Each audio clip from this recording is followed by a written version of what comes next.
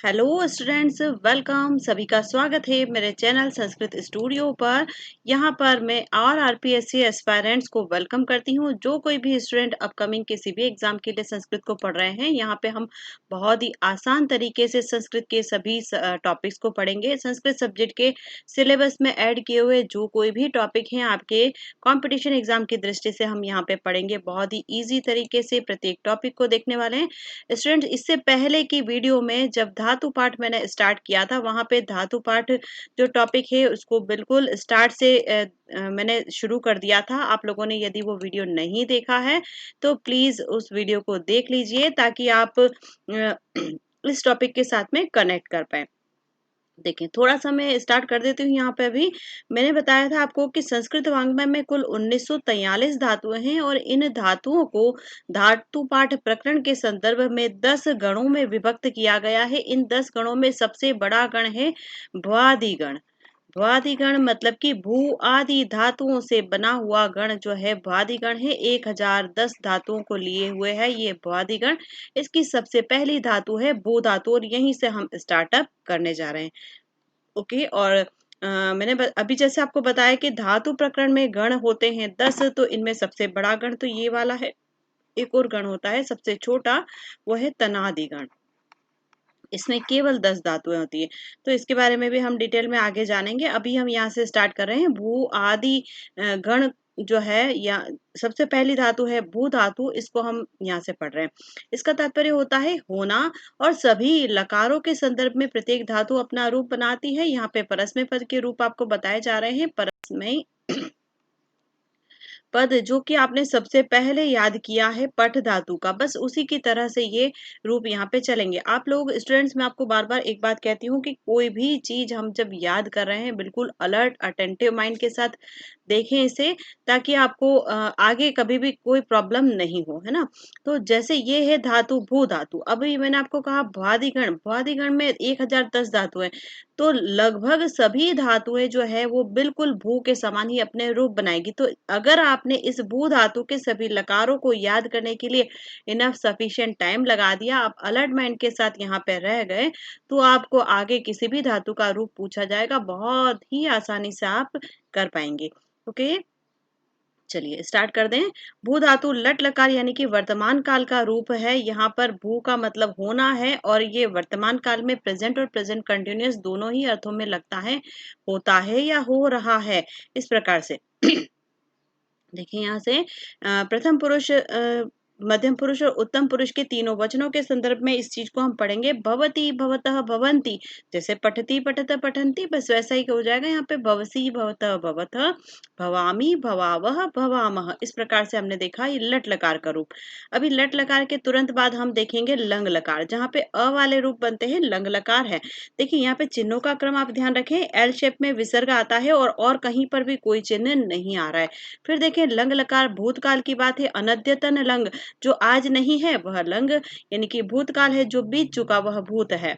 और यहाँ पर जो अ वाले रूप बन रहे सभी लंग लकार के होंगे, लेकिन अब कोई छोटे बच्चों वाला लेवल तो नहीं है, आपका कंपटीशन एग्जाम है, तो यहाँ पे ऐसा तो नहीं दिया जाएगा निम्न में से भूतकाल के शब्द को पहचानिए, तो इस तरह का प्रश्न नहीं आने वाला। लेवल थोड़ा सा टफर रहेगा, अपर लेवल के क्वेश्चंस पूछे जाएंगे, तो आपको उसी के लिए प्रिपरेशन करना है। चलें, ये अ वाले रूप हैं, ये आपको पता है, लेकिन कहाँ क्या चिन्ह लगता है इसका क्रम भी ध्यान रखेंगे। मैं आपको अभी बताती हूँ। अभवत अभवताम अभवन, अभवः अभवतम अभवत अभवम अभवाव अभवाम, इस प्रकार से बना है। और यहाँ पे जो चिन्हों का क्रम रहता है 3 2 1 का क्रम है। पहली लाइन में तीनों स्थानों पर चिन्ह है। दूसरी लाइन जो है, दूसरी पंक्ति मध्यम पुरुष वाली, इसमें 2 स्थानों पर चिन्ह है, 1 2। मैं यहाँ पे चिन्ह लगा देती हूँ, तीनों जगहों पर चिन्ह है। यहाँ हलंत हलंत हलंत, मध्यम पुरुष में एक जगह विसर्ग है और बाकी हलंत है, और उत्तम पुरुष में केवल एक ही स्थान पर चिन्ह लग रहा है जो कि हलंत का चिन्ह है। मतलब कि विसर्ग का चिन्ह केवल एक स्थान पे है, मध्यम पुरुष एक वचन के स्थान पर। ओके, 3 2 1 का क्रम है, याद रखिएगा। अब देखें यहाँ पे अभवत है, ये अभवत हलंत वाला, यहाँ पे बिना हलंत वाला। क्या बदलाव है ये मैं आपको बता रही हूँ। कैसे आप शब्दों को पहचानेंगे, कैसे आपको पता चलेगा कि किस कर्ता के लिए कौन सा वाला रूप हमें उठाना है। ठीक है, फिर यहाँ पे अभवताम है, यहाँ अभवतम है, दोनों ही हलंत वाले हैं। इसको एक दो बार पढ़ लेंगे, बहुत आराम से याद हो जाएगा। एक बार फिर से बोल दीजिए, अभवत अभवताम अभवन, अभवः अभवतम अभवत, अभवम अभवाव अभवाम। यहाँ तक हो चुका हमारा। इसके तुरंत बाद हम याद करेंगे इसका ऋट लकार। ऋट लकार मतलब कि भविष्य काल, जो कि भविष्य में होने वाला फ्यूचर टेंस है। तो उसके लिए आपके रूप चलेंगे भविष्यति भविष्यतः भविष्यन्ति, भविष्यसि भविष्यतः भविष्यतः, भविष्यामि भविष्यावः भविष्यामः। यहाँ पर भी बिल्कुल लट लकार के समान चिन्हों का क्रम रहेगा, एल शेप में विसर्ग और कुछ भी विशेष नहीं। अब यहाँ पे एक बात इंपॉर्टेंट वो ये है कि यहाँ पे नोट डाउन कर लीजिए कि किसी भी धातु का ऋट लकार यानी कि भविष्य काल में कुछ न कुछ विशेष रूप बनाएगा, या तो वो मूल धातु के समान होगा या फिर कुछ न कुछ यहाँ पे बदलाव होगा। कभी गुणादेश होता है, कभी कुछ और बदलाव होता है, तो वो हम पर्टिकुलर धातुओं के साथ में पढ़ते जाएंगे। यथा स्थान पे जो आपको नोट डाउन करवाना होगा मैं नोट डाउन करवाऊंगी। यहाँ पे आप केवल एक बात नोट कर लीजिए कि ऋट लकार भविष्य काल में प्रत्येक धातु कुछ विशेष रूप बनाती है। तो ये आपने देख लिया ऋट लकार। अब देखें, आ जाते हैं वापस से यहाँ पर लोट लकार पर। लोट लकार का मतलब होता है आज्ञार्थक काल, आज्ञा देते हैं या फिर ऑर्डर किया जाता है। आपको पता है, मतलब जहाँ पे ऑर्डर फॉर्म की बात होती है, आज्ञा आदेश दिया जाता है, वहां पे लोट लकार का प्रयोग किया जाता है। और रूप कैसे चलते हैं, हमेशा यहाँ पे तू अताम अंतु वाले, है ना। तो जैसे हम किसी को आज्ञा देते हैं, ऑर्डर करते हैं, तू ऐसा कर, तुम ऐसा करो। तो यहाँ इससे मैं आपको याद करने के लिए एक ट्रिक बता रही हूँ, जहाँ पे तू वाले रूप लग रहे हैं, ये लोट लकार के रूप है। भवतु भवताम भवन्तु, भवतम भवत, भवानी भवाव भवाम। यहाँ पे चिन्हों का क्रम ये रहता है, एक और दो स्थानों पर चिन्ह रहते हैं और कहीं पर भी कोई चिन्ह नहीं है। केवल प्रथम पुरुष द्विवचन और मध्यम पुरुष द्विवचन में चिन्ह है, बाकी कहीं पर भी कोई चिन्ह नहीं है। अब आपके दिमाग में आ रहा होगा कि ये क्या है, ये विकल्प से बनने वाला रूप है भवतात। तो सभी जगहों पर ऐसा ही पठ है तो पठतात बनेगा। कुछ धातुओं में यहाँ मध्यम पुरुष के एक वचन में भी ये रूप ही बनता है, बिल्कुल ऐसा का ऐसा यहाँ पे बन जाता है। ओके, तो यहाँ पे आपने क्या देखा कि भवतु भवताम भवन्तु, ये तू अताम अंतु वाले रूप बन रहे हैं लोट लकार में। एक बहुत ही इंपॉर्टेंट बात एक ये कि जहां उत्तम पुरुष एक वचन में हमेशा मी वाले रूप बन रहे थे, यहाँ मी है, इधर देखें ये भी मी वाला रूप है, तो इसको आप तुरंत से पहचान लेते हैं। तो यहाँ आप ध्यान रखेंगे ये नी वाला रूप है। ठीक है, इसको आप ध्यान रखें, नी वाला रूप है तो वही उत्तम पुरुष एक वचन वाली बात होगी। चिन्हों का क्रम हमेशा याद रखिएगा। लास्ट बचा है हमारा विधिलिंग लकार। विधिलिंग लकार आज्ञार्थक भी होता है और चाहिए अर्थ में विशेषकर होता है। यहाँ पर भी आज्ञा की बात होती है, लेकिन आज्ञा कैसी है, छिपी हुई आज्ञा है। विशेष क्या होता है, चाहिए अर्थ में, पढ़ना चाहिए, खेलना चाहिए, सोना चाहिए, खाना चाहिए, इस अर्थ में धातु का प्रयोग होता है और विधिलिंग लकार हम यहाँ से लेते हैं। ठीक है, विधिलिंग लकार के रूप कैसे चलते हैं, भवेद भवेताम भवेयु, जैसे पठ में पठेत पठेताम पठेयु, भवे भवेतम भवेत, भवेयम भवे भवे। चिन्हों का क्रम यहाँ पर भी बिल्कुल किसके समान होगा जो अभी आपने देखा है, ये लंग लकार। लंग लकार में 3 2 1 का क्रम देखा था, बस वैसा ही यहाँ पर 3 2 1 के क्रम में चिन्ह लगेंगे। 3 2 1 यानी कि पहली लाइन में 1 2 3 तीनों स्थानों पर चिन्ह, दूसरी पंक्ति में 1 और 2 स्थानों पर चिन्ह, और तीसरी में केवल एक स्थान पर। और यहाँ पर उधर भी यहाँ पे विसर्ग आया था, यहाँ पर भी विसर्ग आएगा, बाकी सब जगह पर हलंत का चिन्ह आएगा। ओके, तो यहाँ तक स्टूडेंट्स आपने बहुत अच्छे से देखा है कि भू धातु के रूप कैसे चलते हैं। आपको मैंने पिछली क्लास में भी एक होमवर्क दिया था, आई होप कि आपने किया होगा।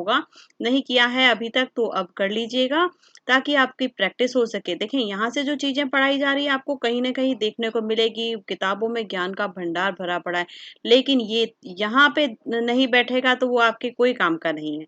ओके, एग्री करते हैं आप सभी मेरी बात से। यहाँ बैठाने के लिए आपको लिखना पड़ेगा, नोट्स प्रिपेयर करना पड़ेगा। उस नोट्स को आप चाहे बाद में पढ़ें नहीं पढ़ें कोई मैटर नहीं करता है, आपको केवल नोट्स प्रिपेयर करना है। वो इसलिए करना होता है कि आप उसको लिखेंगे ना तो यहाँ पर बैठ जाता है। ये है आपकी ब्रेन मेमोरी। ब्रेन मेमोरी में इनपुट डालने के लिए इस माउस को आपको चलाना होगा। ओके, चलिए, इसके बाद आती है आपकी पच धातु। पच का मतलब होता है पकाना, और ये लट लकार में रूप कैसे बनाते, बिल्कुल उसी के समान, पचती पचत पचंती पचसी पचत पचत, कुछ भी विशेष नहीं है, आराम से बन जाएंगे इसके रूप। आप होमवर्क भी कर लीजिएगा इसका। आप स्वयं के लिए होमवर्क लीजिए कि पच धातु के आपको पांचों लकारों के रूप लिखने हैं और फिर यहाँ से आप चेक कर लीजिएगा। लट लकार हो गया। लोट लकार में पचतु पचताम पचंतु पच पचतम पचत पचानी पचाव पचाम, इस प्रकार से रूप बनेंगे। और फिर आता है लंग लकार। अपचत वाले रूप, अ वाले रूप है अपचत अपचताम अपचन। चिन्हों का क्रम हमेशा याद रखना है। विधिलिंग में पचेत पचेताम पचेयुः। यहाँ आई है विशेष बात जो कि अभी मैंने आपको नोट करवाया था कि कोई भी धातु लृट लकार भविष्य काल में बहुत विशेष रूप बनाती है और यहीं पे आप कंफ्यूज होते हैं। यहीं से प्रश्न मोस्टली पूछे जाते हैं और हम गलत करके आते हैं। अब नहीं करेंगे गलत, अब हमें अवेयर रहना है क्योंकि मैंने नियम के रूप में इस चीज को लिखवा दिया है। अब कभी भी गलती नहीं होगी। देखें कैसे रूप चलते हैं। पच धातु पक्ष्यति पक्ष्यतः पक्ष्यन्ति, आपको प्रश्न पूछा जाएगा पच धातु लृट लकार प्रथम पुरुष एक वचन का रूप है और पहला ही ऑप्शन दिया जाएगा पचिष्यति, जो कि गलत है। ठीक है, आप लोग ऐसे गलत ऑप्शंस में उलझ जाते हैं। चार ऑप्शन जो आपको दिए होते हैं ना एग्जाम में, वो चारों आप ही के लिए हैं, पढ़ने के लिए हैं। उनको देखें, गलत ऑप्शंस में कभी भी नहीं उलझना है। आपको सही ऑप्शन तक कैसे पहुंचना है, यही प्रैक्टिस आपको मेरे चैनल के माध्यम से करवाई जाएगी कि कैसे एग्जामिनर के द्वारा गलत ऑप्शंस में आपको उलझाया जाता है, कैसे अपकमिंग एग्जाम में अब क्वेश्चन पुट अप किए जाने वाले हैं। ये सब प्रैक्टिस मैं आपको यहाँ पे करवाऊंगी। जुड़े रहेंगे मेरे चैनल के साथ में। बहुत शानदार तरीके से हम प्रत्येक टॉपिक की प्रैक्टिस करेंगे। सारा टॉपिक जो आपके सिलेबस में ऐड किया हुआ विद सब topic, with practice session, with doubt clearing session, सब कुछ हम यहाँ पर करेंगे। ओके, चलें। तो कैसा रूप बन रहा है। पक्ष्यति पक्ष्यतः पक्ष्यन्ति पक्ष्यसि पक्ष्यतः पक्ष्यथः पक्ष्यामि पक्ष्यावः पक्ष्यामः। आपने एक पिन पॉइंट पकड़ लिया, फिर गलती नहीं होगी। रूप कैसे चल रहे हैं। पक्ष्यति पचिष्यति नहीं चलेगा, नेवर नेवर नेवर। आपको हमेशा ध्यान रखना है पच धातु पक्ष्यति रूप बनाती है लृट लकार में। ओके, मोस्ट इंपोर्टेंट है सारे के सारे लृट लकार सभी धातुओं के। ठीक है, चलिए स्टूडेंट्स यहीं तक हो पाएगा आज की इस क्लास में। मेरे चैनल के साथ जुड़े रहें, चैनल को सब्सक्राइब करें, लाइक करें वीडियो को और ज़्यादा से ज़्यादा शेयर करें ताकि सभी स्टूडेंट्स तक ये वीडियो पहुंच सके, उनको भी इसका लाभ मिल सके। और अगले आने वाली वीडियोस के नोटिफिकेशन के लिए बेल आइकन को ज़रूर से प्रेस करें ताकि आपको टाइम से इसका नोटिफिकेशन मिल सके। जुड़े रहेंगे चैनल के साथ में। बहुत ही अच्छे तरीके से आपके अपकमिंग किसी भी एग्जाम के लिए आप जो संस्कृत पढ़ रहे हैं उसकी प्रिपरेशन मैं यहाँ पे आपकी करवाऊंगी। ओके, जिस भी लक्ष्य को लेकर चल पड़े हैं उसको हमेशा यहाँ सामने रखें। मेरी शुभकामनाएं आप सभी के साथ हैं। बहुत जल्दी आप अपने लक्ष्य को प्राप्त करें।